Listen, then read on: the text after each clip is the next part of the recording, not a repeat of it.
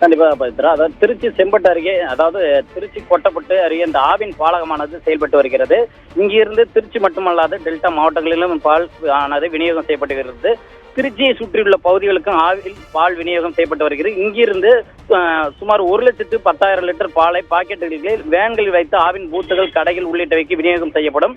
அதற்காக வாடகை வேன்கள் பயன்படுத்தப்பட்டு வருகிறது. இந்த நிலையில் கடந்த சில மாதங்களாகவே வேன்களுக்கு ஆவின் நிர்வாகம் வாடகை தரவில்லை என கூறப்படுகிறது.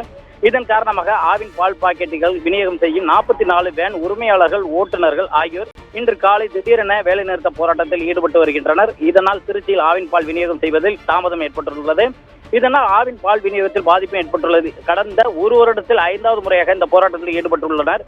அதாவது முன்கூட்டியே இவர்களுக்கு, அதாவது பால் ஏஜென்ட்களுக்கு முன்கூட்டியே தெரிவித்திருந்தால் அவர்களே வந்து வாங்கியிருப்பார்கள் என்று தெரிவிக்கிறார்கள். ஏனென்றால் அவர்களுக்கு இந்த வாடிக்கையாளர்கள் அவர்கள் திரும்பி செல்லக்கூடிய சூழ்நிலையும் உருவாகியுள்ளது. இதனால் இந்த நிலையில் தான் அவர்களுக்கு, அதாவது வாடகை தரவில்லை எப்படின்னா, கடந்த ஓராண்டுகளாக இந்த வேன்களுக்கு தர வேண்டிய வாடகை தொகையில் 4 மாத நிலுவைத் தொகை வைத்து கொடுப்பதாக கூறப்படுகிறது.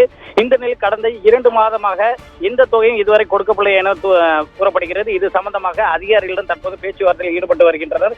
இந்த நிலையில் அருகிலுள்ள பால் முகவர்கள் நேரடியாக வந்து இருசக்கர வாகனங்கள், ஆட்டோக்கள் மூலம் பாலை எடுத்து செல்கின்றனர். பவித்ரா.